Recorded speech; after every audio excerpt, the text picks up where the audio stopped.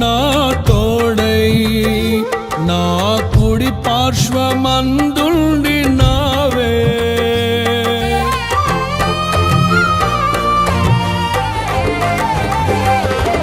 నీ మహిమకై నీవేర్పరచిన నీ పాత్రగా నన్ను మార్చి నీవు నీ అనలేని ప్రేమను చూపితివి.